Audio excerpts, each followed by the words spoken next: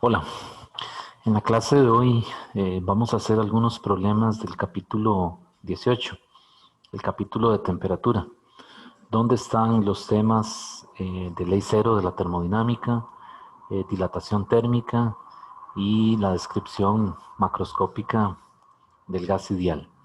Vamos a comenzar haciendo un problema sobre escalas de temperatura, que está relacionado con los cambios de temperatura. Vamos a leer el enunciado del problema. Dice, se coloca una botella de bebida gaseosa en un refrigerador y se deja ahí hasta que su temperatura haya bajado 10 Kelvin.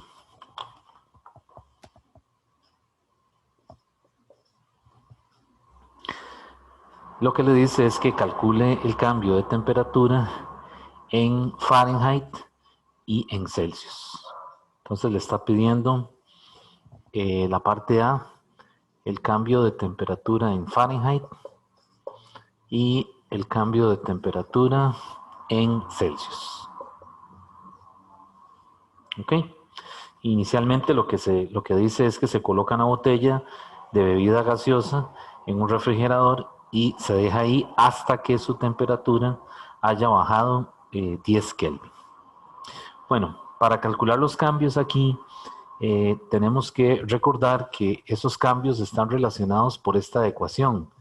Delta T en Celsius es igual a delta T en Kelvin. Se le puede poner una K y esto es igual a 5 novenos de el delta T en Fahrenheit. ¿Ok? Entonces,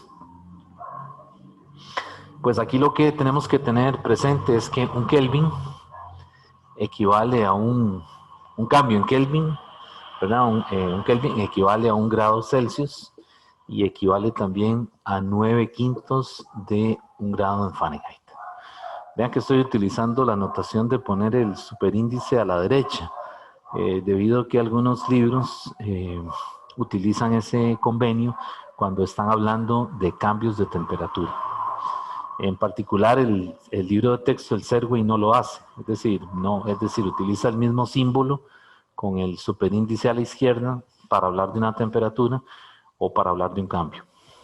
Ok, entonces para la parte A, el delta TF va a ser 9 quintos de un delta TC. Y esto va a ser 9 quintos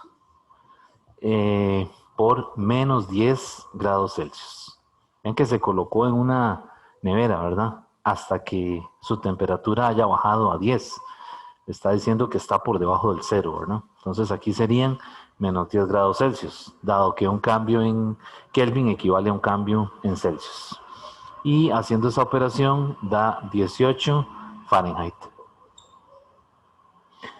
Y con respecto a el cambio en Celsius, pues el cambio en Celsius es igual al cambio en Kelvin.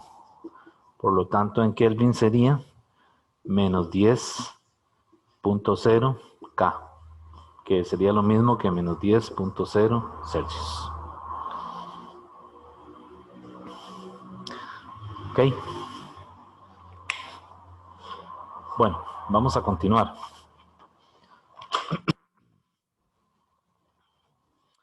Vamos a hacer ahora un problema relacionado con los fenómenos de dilatación.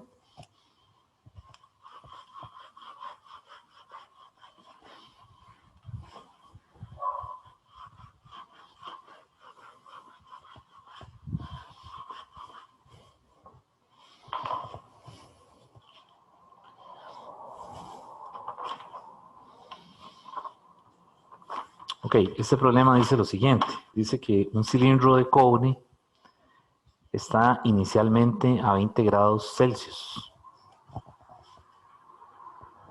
La temperatura inicial son 20 grados Celsius. Se trata de un cilindro de cobre. ¿Okay? Entonces, la pregunta que le hacen es a qué temperatura su volumen aumentará en un 0.0 15%. Es decir, ¿para qué temperatura ocurre esto? ¿Verdad? Un cilindro de cobre está inicialmente a temperatura ambiente, 20 grados Celsius. ¿A qué temperatura hay que llevarlo? ¿Qué temperatura hay que llevarlo para que su volumen aumente en un 0.15%? ¿Ok? Su volumen inicial, ¿verdad? Entonces, aquí se trata de un problema de dilatación cúbica. Por lo tanto, tenemos que partir de la ecuación delta V es igual a beta por B0 por delta T. ¿Ok? Y recuerden que beta, bueno, en este caso no hay que usarlo explícitamente, pero beta es 3 alfa, ¿verdad? Esa es la forma como está relacionado el coeficiente de expansión volumétrica con el coeficiente de expansión lineal. Entonces, ¿qué tenemos que hacer en este problema? Lo primero que tenemos que, tener es el beta del cobre, ¿verdad? Entonces, el beta del cobre tiene que ser 3 veces el alfa del cobre. Y ese es un dato que el problema no lo da. Hay que buscarlo ahí en la tabla de los coeficientes de dilatación que está en el libro. Entonces ese beta del cobre es 5.1 por 10 a la menos 5 Celsius a la menos 1. ¿Ok? Y cuando le hablan de que el volumen aumenta en un 0.15%, pues lo que el problema le está diciendo realmente es que el cambio, el delta V, ese incremento, lo que va a ocurrir es un 0.15% en el volumen inicial.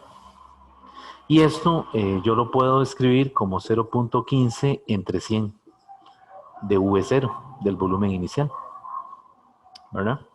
Entonces ya con esto yo puedo sustituirlo en la ecuación, porque nuevamente está pidiendo la temperatura a la que hay que llevar ese cilindro para que su volumen aumente un 0.15% del volumen inicial, ¿verdad? Y eso lo tenemos puesto en esta igualdad, ¿verdad? En esta expresión, ¿ok?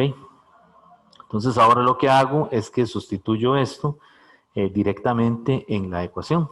Entonces, haciendo 0.15 entre 100, me quedaría 0.0015 de B0, y esto sería igual a el B0 por el beta, que es el 5.1 por 10 a la menos 5 Celsius a la menos 1, multiplicado por el delta T.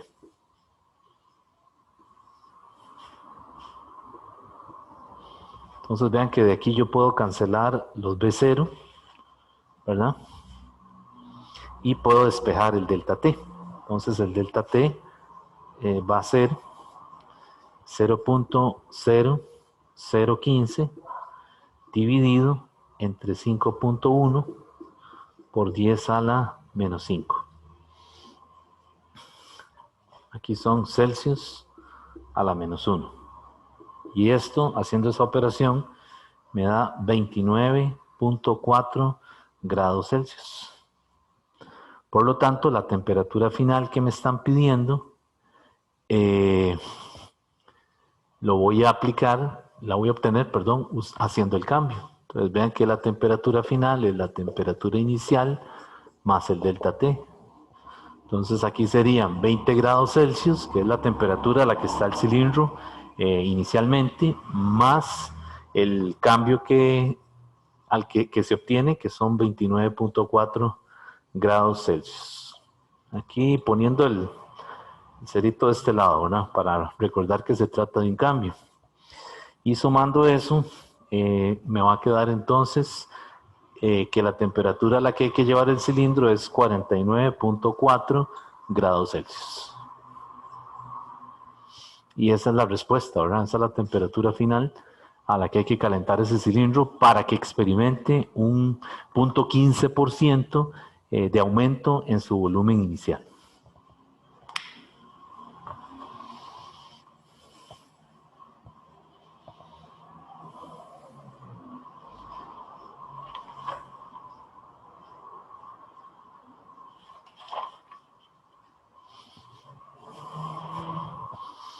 Ok, vamos a hacer otro problema.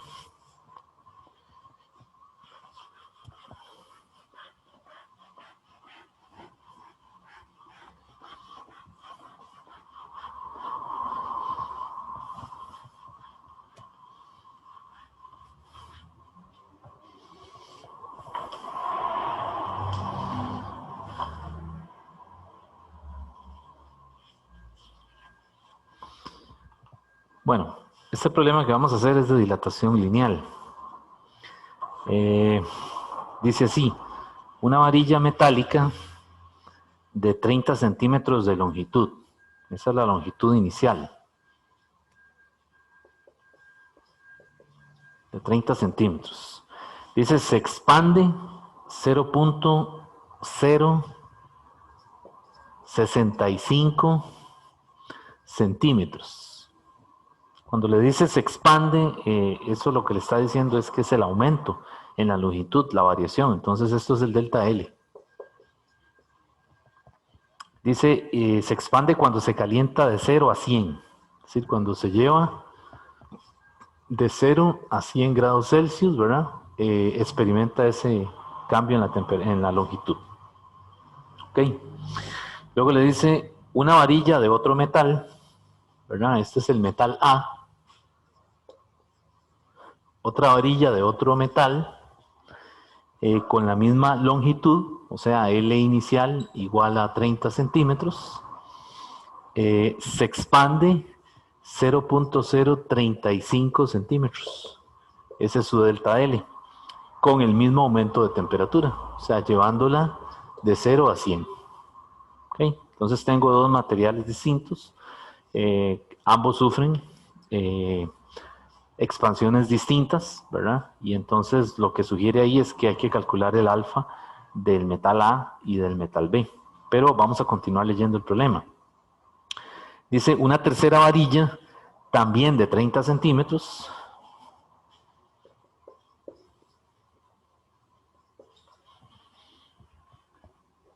se compone de tramos de los metales anteriores, unidos extremo con extremo, y se expande 0.058 centímetros. O sea que ahora se expande 0.58 centímetros, ese es el delta L, pero esta varilla, la que sufre esta expansión, es una varilla compuesta. Una varilla compuesta que tiene un pedazo del metal A más un pedazo del metal B. Y esos pedazos que se juntaron también hacen una longitud, perdón, de 30 centímetros. ¿Okay? Entonces dice que también esta expansión está entre 0 y 100. ¿Ok? Entonces esto es A más B. ¿Ok? Bien, entonces vean que tenemos tres situaciones, digamos que por separado.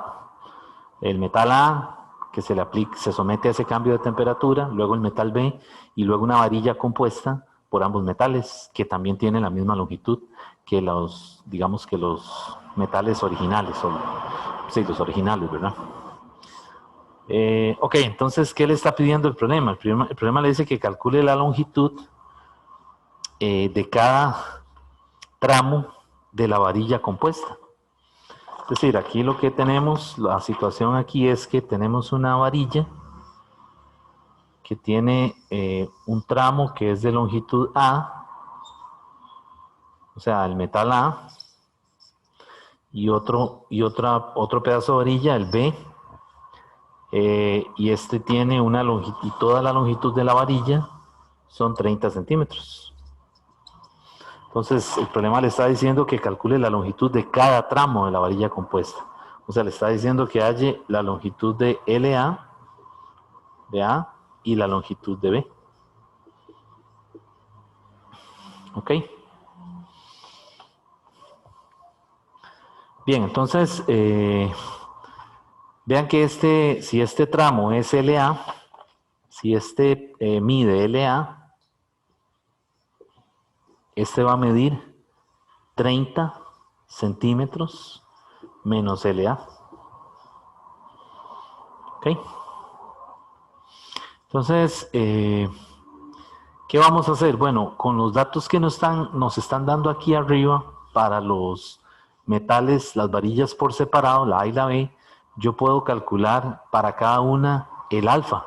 Entonces yo puedo aplicar que el delta L va a ser alfa A por LA, por el L inicial, digamos, por delta T. Entonces de aquí yo despejo el alfa A. El alfa A va a ser el delta L entre el L0 por el delta T. Y en el caso del metal A, pues ya los tenemos los datos ahí, ¿verdad? Para el delta L sería 0.065 centímetros. Y para el L0 son 30 centímetros. Ven que aquí no hace falta pasar las unidades a metros. Y el cambio, el delta T es 100 menos 0. Entonces aquí serían 100 Celsius. ¿Ok? Y entonces no hace falta pasar las longitudes a metros, como les decía, porque vean que se cancelan. Y de aquí me da directamente el alfa A. El alfa A mí me da 2.167 por 10 a la menos 5 Celsius a la menos 1. Y similarmente lo hago con el metal B, es decir, con los datos que me da del cambio de temperatura, del incremento en la longitud y de la longitud inicial, calculo también el alfa para el metal B. Entonces, similarmente, haciendo algo parecido a esta operación de aquí, vamos a encontrar que el alfa B es 1.167 por 10 a la menos 5 Celsius a la menos 1. Ok, ¿y para qué necesito esto? Bueno, porque cuando se calienta la varilla compuesta y se lleva de 0 a 100, el incremento en toda la varilla, o sea, en la varilla compuesta, es la suma del incremento en la varilla A más el incremento en la varilla B. Esa es la condición, digamos, para poder resolver el problema. Entonces aquí lo que yo voy a hacer ahora, voy a borrar aquí arriba. Lo que yo voy a hacer es que aplico esa condición. Cuando la varilla compuesta se lleva de 0 a 100, se pone en un horno y se lleva de 0 a 100, el delta L va a ser el delta LA más el delta LB. Y esto es alfa A por L inicial por delta T más alfa B por L inicial por delta T. ¿Ok? Y de ahí yo puedo despejar, en este caso los L0, este L0 es el LA, ¿verdad? Y este otro es el LB. Entonces tengo dos ecuaciones y tengo dos incógnitas. Ya puedo resolver el problema, porque yo puedo cambiar LB por 30 menos LA. Y el delta L sí lo tengo, porque me dijeron que es 0.058 para la varilla compuesta. El delta T también lo tengo, porque también la varilla compuesta se llevó de 0 a 100. Entonces eso también está en esta ecuación. Y los alfa, el alfa A y el alfa B, los calculé con los datos de las varillas por separado. Entonces de aquí, sustituyendo, voy a poner los números. Puedo coger el delta L y pasar el delta T para acá. O sea, más bien, es decir, factorizo el delta T aquí, ¿verdad? Y lo paso a dividir, de manera que me queda delta L entre delta T, para tratar de simplificarlo un poco, ¿verdad? Y esto va a ser 0.058 por 10 a la menos 2. Aquí sí es necesario pasarlo a metros, ¿verdad? Y aquí abajo el cambio es 100 grados Celsius. ¿Ok? Esto es esto, y ahora lo igualo a lo que me queda de este lado. De este lado me queda el alfa A, que son los 2.167 por 10 a la menos 5 Celsius a la menos 1, que es esta cantidad, por LA, ¿verdad? Más el alfa B, que es el 1.167 por 10 a la menos 5 Celsius a la menos 1 por, y aquí el LB serían 0.30 metros menos LA. ¿Ok? Y entonces vean que en esta ecuación la incógnita, a partir de aquí en adelante, ¿verdad? La incógnita es el LA. ¿Ok? Entonces lo que hacemos ahora es manipular esa expresión para despejar para LA.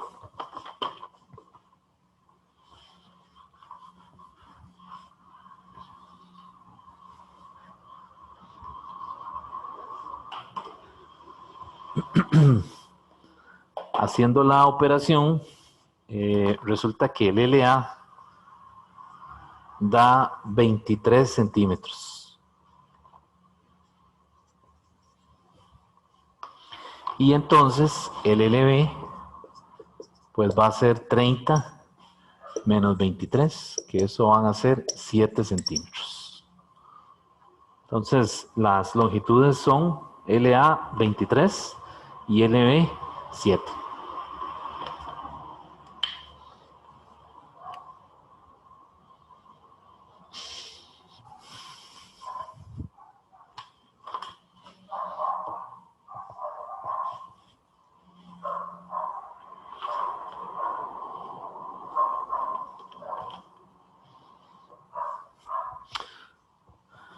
Ok, vamos a hacer otro problema.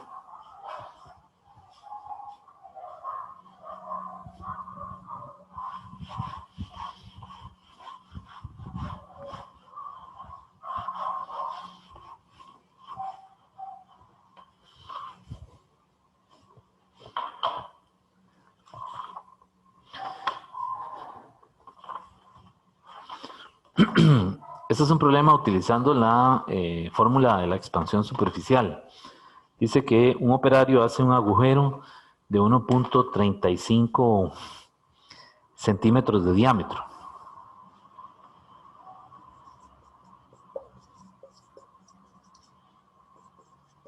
Ese es el diámetro. En una placa de acero a una temperatura de 25 grados Celsius. Dice la pregunta, ¿cuál es el área de la sección transversal del agujero a 25 grados Celsius? O sea, encuentre el área a T igual 25 grados Celsius. Esa es la parte A. Y la parte B dice si la placa se calienta, y se lleva a una temperatura final de 175 Celsius, calcule también el área. O sea, en ambos casos le pide el área. Calcule el área a una temperatura de 175 Celsius. Y le dice que la placa es acero. Entonces necesitamos el coeficiente de expansión lineal para el acero. ¿Ok? Entonces el operario hace un agujero que tiene un diámetro de 1.35 centímetros en una placa de acero a una temperatura de 25 grados Celsius. Y lo que le dice es calcule el área a esa temperatura y calcule el área cuando se ha calentado esa pieza a 175 Celsius. La parte A es muy sencilla porque simplemente es aplicar la fórmula de geometría del área de un círculo, ¿verdad? Entonces, la parte A no tiene, es decir, es sencillo porque simplemente hay que utilizar pi por R0 cuadrado, ¿verdad? Si este es el diámetro inicial. Y entonces ahí, pues, es aplicar la fórmula pi multiplicado por 1.35 sobre 2 al cuadrado. Y esa área me da, que sería la inicial, la 25, me da 1.43 metros cuadrados. Centímetros.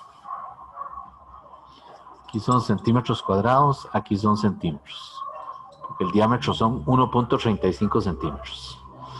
Ok, Entonces ahora para la parte B le dice, ok, calcule el área nuevamente cuando se lleva esa placa a 175. Entonces, pues aquí utilizo la fórmula de expansión superficial, que es delta A es igual a A0 por 2 alfa por delta T.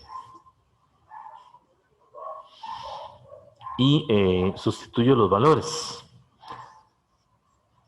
Aquí necesitamos el alfa, el A0 ya lo conocemos, es 1.43 centímetros cuadrados, 1.431, ¿verdad? Por 2 por el alfa. Y aquí es el alfa del acero, ¿verdad? El que necesitamos. Ese alfa del acero está en la tabla de los coeficientes lineales y tiene el valor de 1.2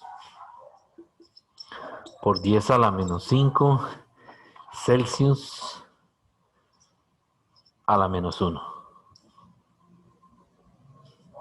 Y ahora hay que multiplicarlo por el cambio. Ese cambio son 175 menos 25, que son Celsius, el cambio en Celsius.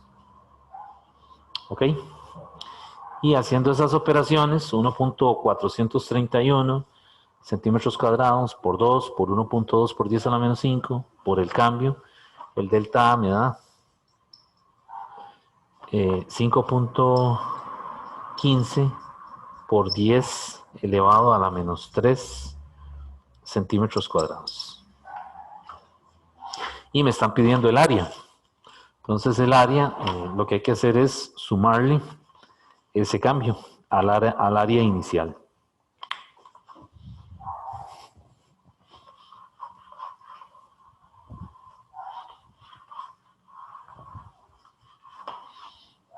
Entonces, para dar la respuesta a la parte B, el área es el área inicial más el delta T, más el delta A. Y al hacer esa operación, esto me da 1.436 centímetros cuadrados.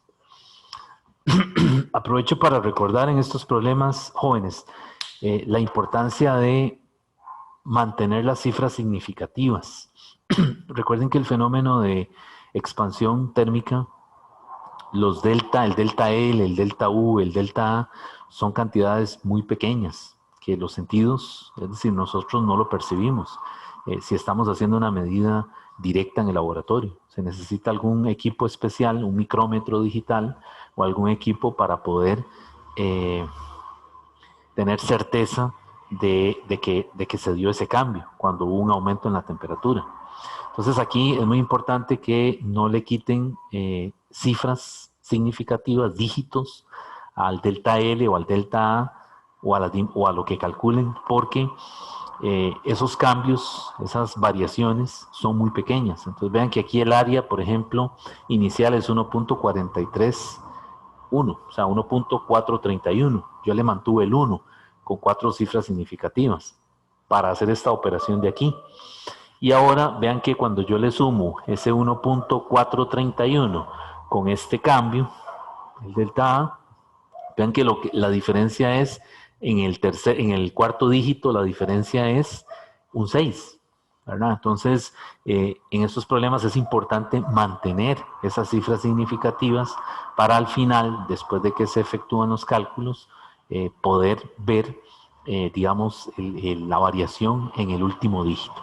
Entonces vean que aquí el A realmente es 1.436 centímetros cuadrados. Entonces si yo le quito este 1 aquí, el problema es que ya voy a propagar un error a la hora de efectuar el cálculo.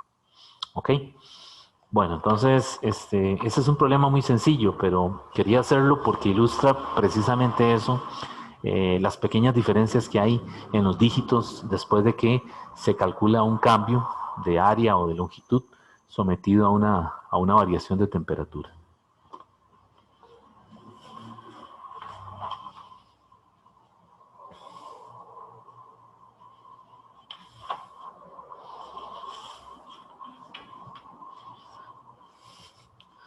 Bueno, vamos a hacer otro problema.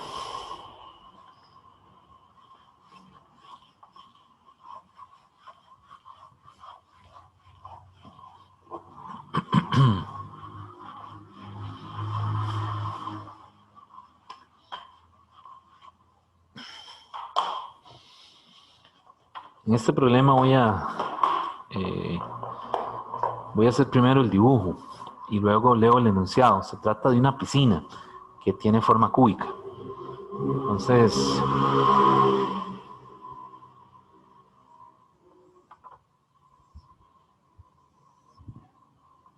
hacemos un dibujo.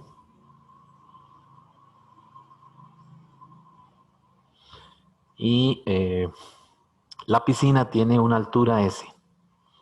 O sea, tiene una altura S y es cúbica, quiere decir que esto es S. Es el lado, digamos, del cubo. Y esto de aquí también yo lo llamé S. Y se llena con agua. Pero no hasta el tope, no hasta arriba, sino queda hasta 1 centímetro del borde superior de la piscina. ¿Okay? Entonces, esta distancia que está aquí, eso yo lo llamé D. Y esa D es 1 centímetro. Es decir, se llena la piscina hasta que queda 1 centímetro de altura del fluido hacia afuera, ¿verdad? Hacia el tope de la piscina. Vamos a leer el problema. Dice, en un día caluroso de verano, una piscina cúbica se llena hasta 1 centímetro del borde superior, con agua a una temperatura inicial de 21 grados Celsius.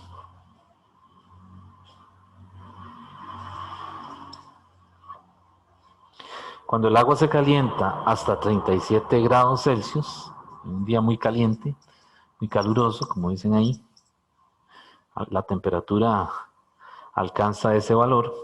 Dice que cuando eso ocurre, el agua se comienza a desbordar. Y la pregunta que le hacen es que calcule la profundidad de la piscina. O sea, que halle la S. Entonces, claramente este es un problema de dilatación cúbica, ¿verdad? A temperatura ambiente el nivel del agua está 1 centímetro abajo. Y cuando la temperatura es de 37, dice que ya el agua se desborda, o sea que está completamente llena. ¿Ok? Entonces aquí tenemos que utilizar la ecuación de dilatación cúbica. Delta V es igual a beta B0 por delta T. Y particularmente necesitamos el beta del agua, ¿verdad? Porque es el fluido que en este caso se dilata. Entonces, el beta del agua es el beta del agua es, tomado de la tabla, son 207 multiplicado por 10 a la menos 6 Celsius a la menos 1. Ese es el beta del agua. Ahora bien, nosotros necesitamos, digamos, que poder aplicar esta ecuación en la forma de que el delta V, recuerden que es V menos V inicial, y esto es beta por V inicial por delta T. Entonces, me están pidiendo la S, que es, digamos, la profundidad de la piscina o la altura del cubo, si uno se lo imagina como un cubo, de tal manera que yo tengo que escribir el volumen inicial a 21 grados Celsius y el volumen final cuando se alcanzan los 37 grados Celsius. Entonces, en el caso del volumen final, es el volumen del cubo, porque ya la piscina está llena, menos, pero en el caso del volumen inicial, ¿cuál sería el volumen de la piscina cuando está a 21? Que el nivel del agua está a 1 centímetro por debajo del borde superior de la piscina. ¿Cómo podríamos expresar ese volumen? Bueno, tiene que ser el área de la base, ¿verdad? Que es un cuadrado, S por S, que sería S cuadrado, por la altura. Pero el nivel del agua llega hasta aquí. Quiere decir que a toda la S tengo que restarle la D. Y entonces el volumen inicial tiene que ser S cuadrado por S menos D. Y aquí sería el beta del agua. Y el B0 es igual, es S cuadrado por S menos D. por delta t, en donde este delta t es 37 menos 21, ¿verdad? Ok, entonces vean que ahí queda una ecuación donde podemos despejar la s. Entonces de este lado, del lado izquierdo, me va a quedar s a la 3 menos s a la 2 por s a la 3 menos por menos más s a la 2 por d. Y de este lado me queda beta s cuadrado s menos d por delta t. Entonces del lado izquierdo, vean que se cancela los s a la 3. Y ahora yo puedo reacomodar esa ecuación pasando esto de este lado, ¿verdad? Para intentar despejar la s. Entonces, eso es lo que voy a hacer ahora. Voy a multiplicar este término por este y este por este. Y lo que hago ahora es que lo paso de este lado.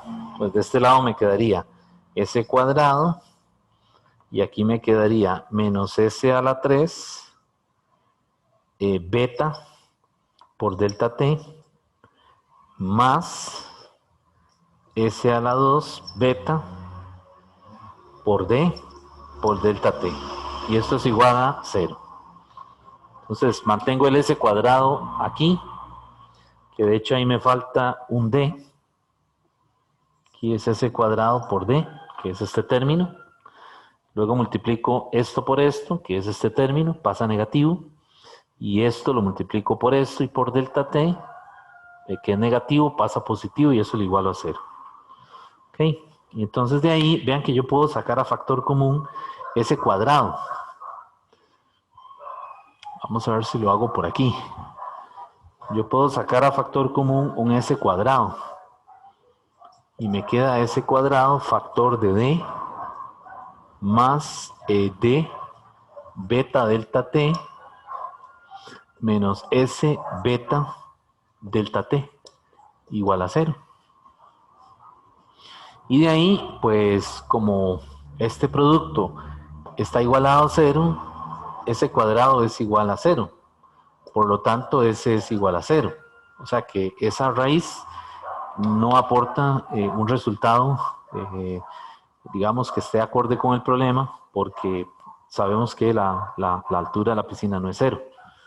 Okay. Pero lo que nos queda dentro del paréntesis sí nos va a dar un valor para d diferente de 0.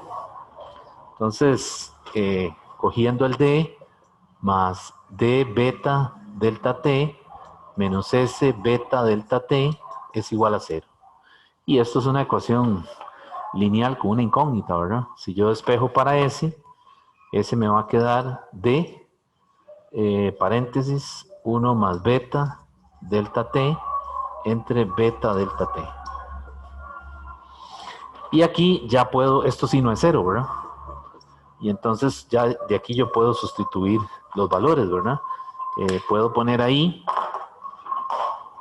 la D, que es, me decían que era 1 centímetro, o sea que son 0.01 metro.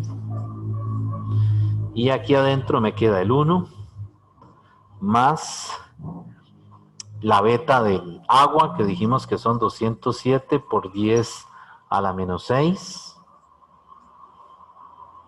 por el cambio de temperatura, que son 37 menos 21, y abajo lo mismo, 207 por 10 a la menos 6 por 37 menos 21. ¿Ok? Y haciendo esa operación, me da que la altura de la profundidad de la piscina es 3.029 metros. O sea, aproximadamente 3 metros, ¿verdad? Que es, digamos, la profundidad estándar de piscinas domésticas. Aproximadamente 2.5, ¿verdad? Entre 2.5 y 3 metros. Y esa sería la respuesta.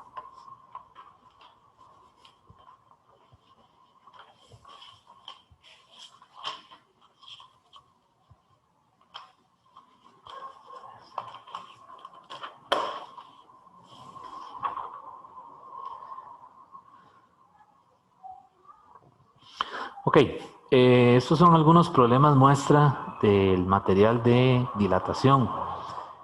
Vamos a pasar ahora a hacer algunos problemas representativos sobre los gases, la descripción macroscópica del gas ideal. Recuerden que los gases ideales o el modelo del gas ideal corresponde a un gas diluido, ¿verdad? En donde las densidades son muy bajas.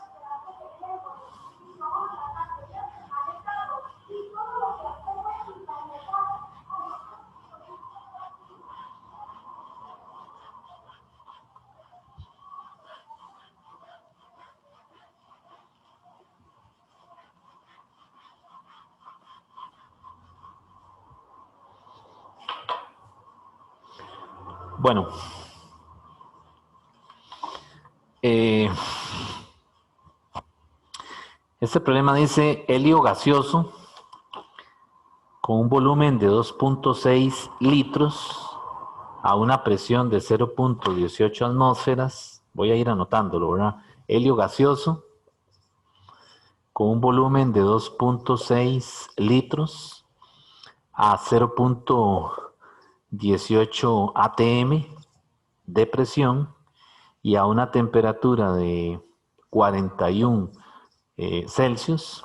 Dice, se calienta, ¿verdad? Se calienta hasta duplicar la presión y el volumen. O sea que en estas condiciones, esto es V inicial, ¿verdad? P inicial, T inicial, y se calienta de tal manera de que el volumen se duplica y la presión se duplica. Entonces, ¿qué le pregunta el problema? La parte A le dice que calcule la temperatura final. Y la parte B le dice que cuántos gramos de helio hay. O sea, le está pidiendo la masa total del helio.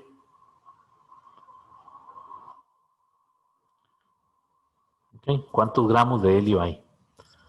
La masa total, digamos.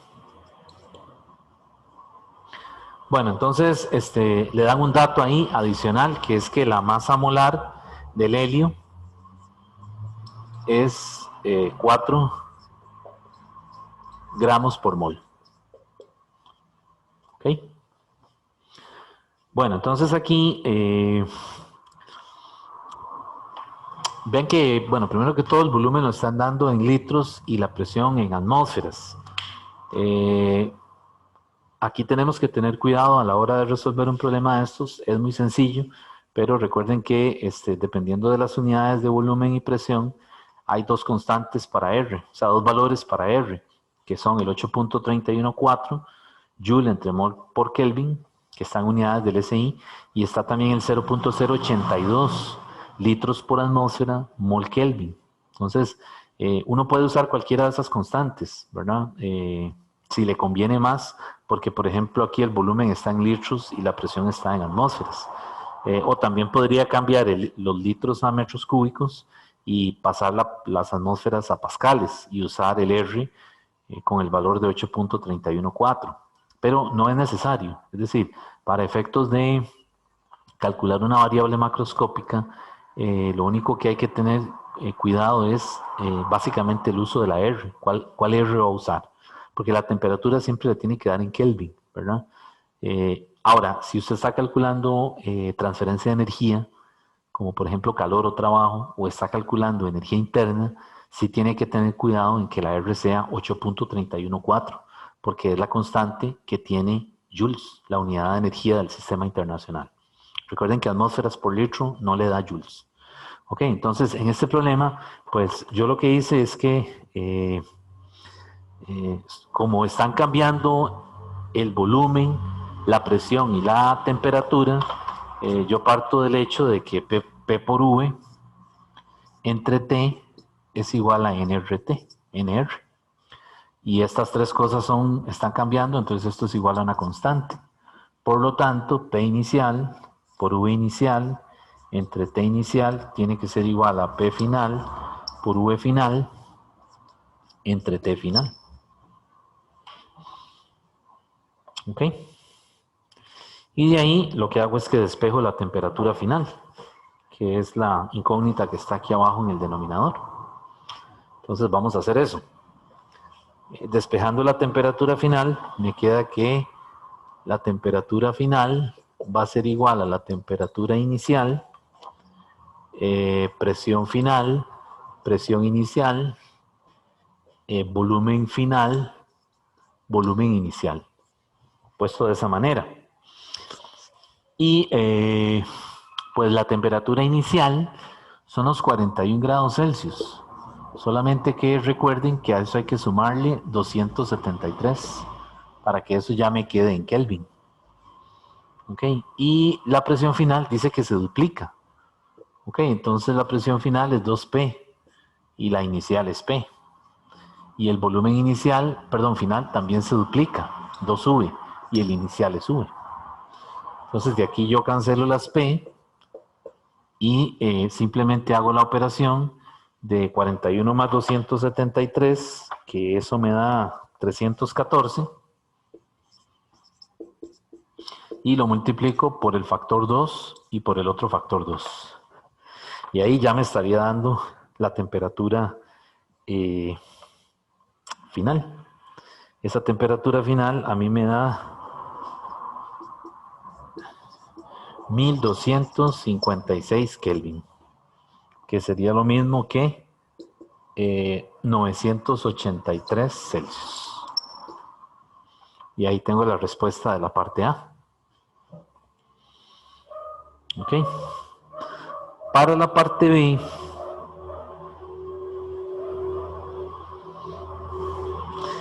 necesitamos, para calcular la masa total, necesitamos calcular primero el número de moles. Entonces, para calcular el número de moles, uso esta relación, ¿verdad? Paso la R a dividir y entonces en la parte B el número de moles es P por V entre RT. Y entonces, ¿cuál P y cuál V? ¿El inicial o el final? Se supone que no hay fugas, ¿verdad? Que es decir, el sistema que contiene, o el contenedor más bien donde está el gas, no tiene fugas, así que no hay pérdidas de materia, de cantidad de sustancia. Entonces puede usar por parejas, P inicial por V inicial, ¿verdad? Y T inicial, o P final, V final, T final. Entonces yo aquí utilicé las iniciales, que son estas que dio el problema.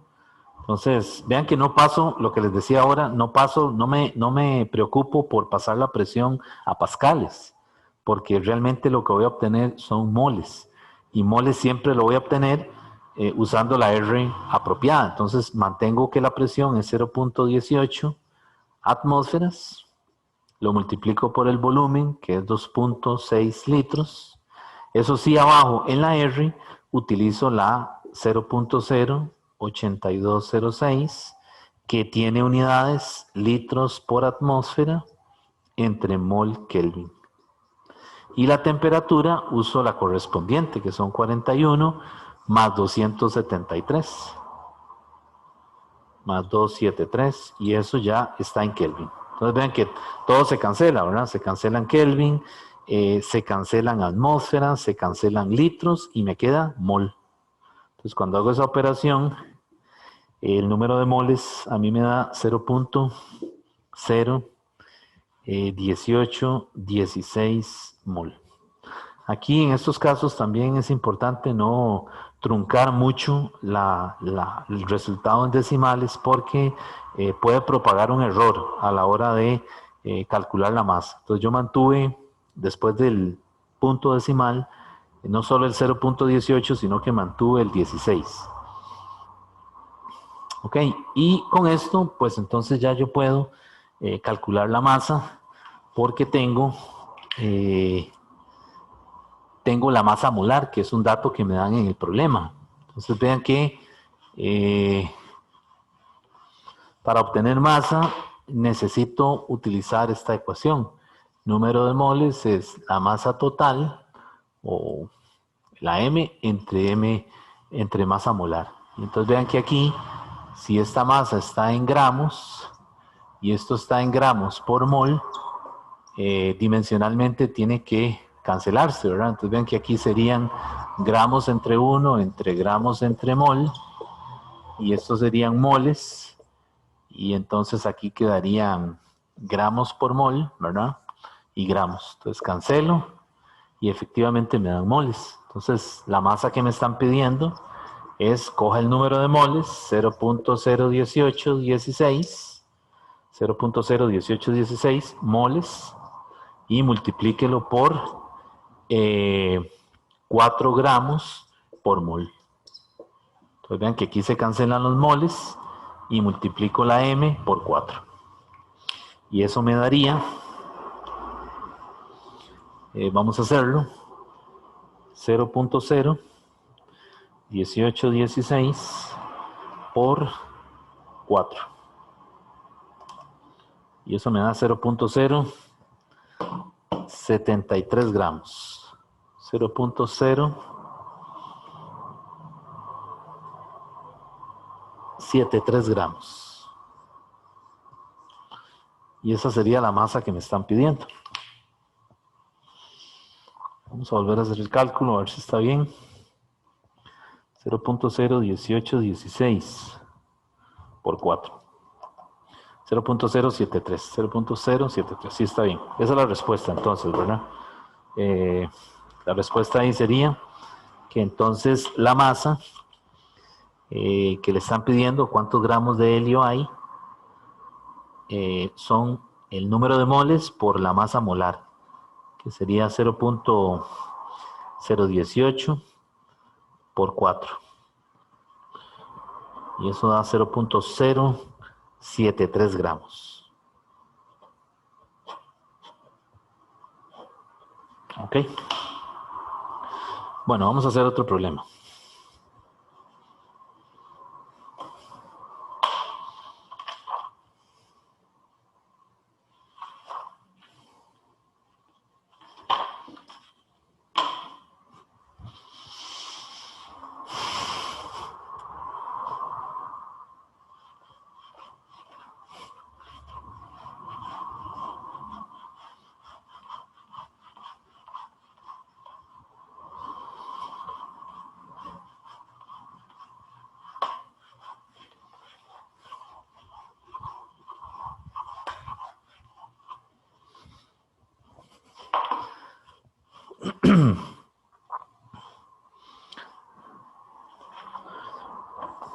Bueno, este problema tiene un poquito, el que vamos a hacer tiene un poquito más de dificultad, es más interesante, ¿verdad?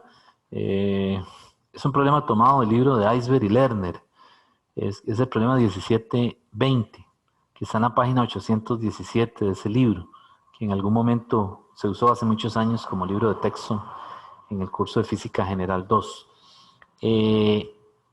Voy a hacer un dibujo primero y luego leo el enunciado, me parece que es es decir, vamos a entenderlo más rápido de primera mano. Lo que el problema le dice es que hay dos bulbos o dos balones, ¿verdad? Que están conectados. Entonces, uno tiene un volumen de 400 centímetros cúbicos y el otro tiene un volumen de 200 centímetros cúbicos. Y están conectados aquí por un tubo que tiene una llave de paso.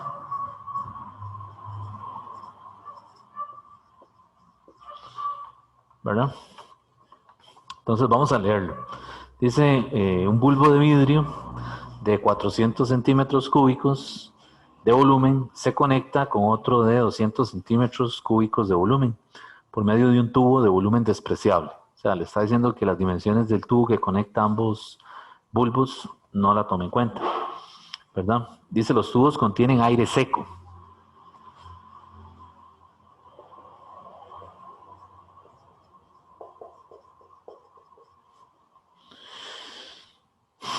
Y están ambos a una misma temperatura y presión. O sea que de este lado está a 20 grados Celsius y a una atmósfera. Y aquí está a 20 grados Celsius y una atmósfera. La llave, por supuesto, está cerrada, ¿verdad? Ok, entonces dice, el bulbo más grande se sumerge en vapor. Es decir, este se mete en un baño de vapor. Y si es un baño de vapor, quiere decir que esto está a 100 grados Celsius, ¿verdad? Y el más pequeño se mete en hielo fundente. Es decir, aquí adentro se echa hielo, que está a 0 grados. Ok, vamos a ponerlo aquí. 0 grados. Ok, esas son las condiciones, ¿verdad? Ok, entonces la llave se abre y se permite que el flujo del aire seco a través de ese tubito, ¿verdad? Entonces la pregunta que le hacen es, halle la presión final del sistema una vez que se estabiliza, ¿verdad? Encuentre la presión final o la presión de equilibrio. Vean que este problema no solo no solo toma en cuenta el modelo del gas ideal, sino también la ley cero de la termodinámica. Recuerden que aquello de la pared adiabática y la pared diatérmica, ¿verdad? La pared adiabática funcionaba como un aislante y la pared diatérmica funciona como un conductor. Entonces aquí lo que está pasando es que cuando se abre la llave y al estar esto a 100 grados Celsius y esto a 0 grados Celsius, definitivamente de lo que ya conocemos de la primera ley de la termodinámica, va a haber un flujo de calor en una dirección ya predeterminada, ¿verdad? Entonces el calor fluye del bulbo que está a 100 al bulbo que está a 0, ¿verdad? Igual el aire comienza a pasar, ¿verdad? Entonces hay un escape digamos, de cantidad de materia del bulbo de 400 centímetros cúbicos al de 200, ¿verdad?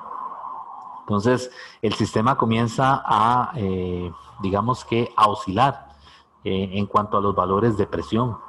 Es decir, aquí este bulbo, aquí va a haber un manómetro conectado y aquí va a haber un manómetro conectado. Entonces, si esto lo estamos viendo en el laboratorio, ¿verdad? Si es un montaje que está en el laboratorio, cuando usted abra la llave, que comience a pasar el gas, se va a dar cuenta que los manómetros comienzan a oscilar, comienzan a fluctuar los valores que están reportando ahí, ¿verdad? Entonces, hasta que llega un momento en que esos manómetros se estabilizan, dejan de hacer esa fluctuación y ambos comienzan a registrar una única presión, que es la presión de equilibrio, o lo que aquí le están diciendo que calcule, que es la presión final. En ese momento estamos suponiendo que se cumple la ley cero de la termodinámica, ¿verdad? Bueno, entonces,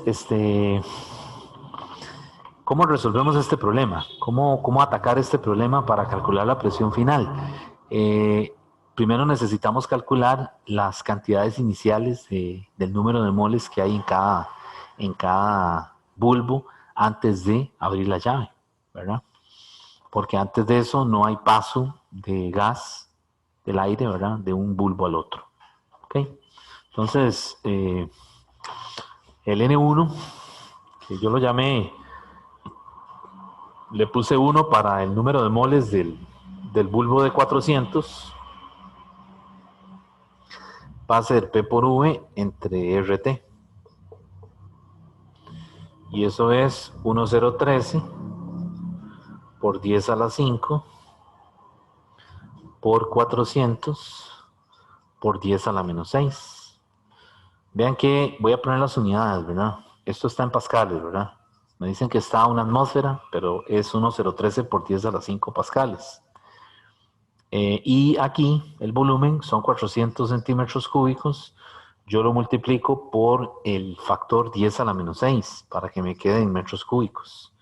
Y abajo, la R que uso es 8.314, porque es la que tiene joules entre mol Kelvin, por la temperatura, que me dice que es 20 grados Celsius. Entonces aquí serían 20 más 273, que me queda en Kelvin.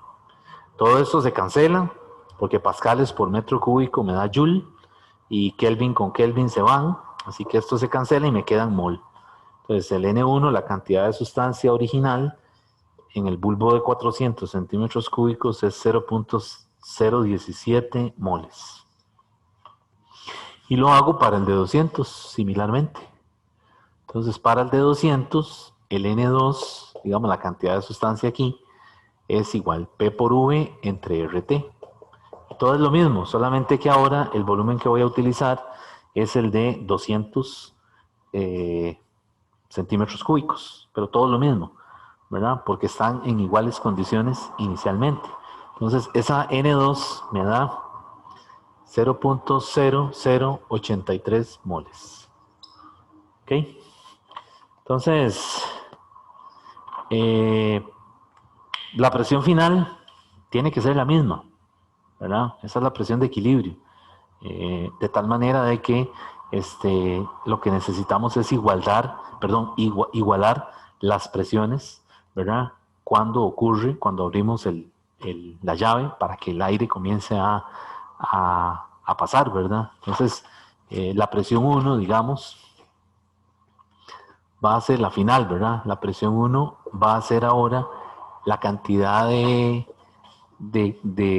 sustancia original, que es N1, menos N, ¿verdad? Que es en este caso la cantidad de sustancia que va a pasar del bulbo de 400 al de 200.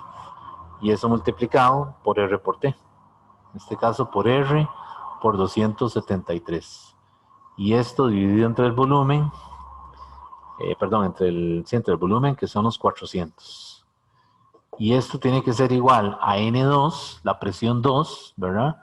Más N, que es la cantidad de gas que sale de aquí y pasa al otro bulbo, ¿verdad? Entonces esto sería por R por 273.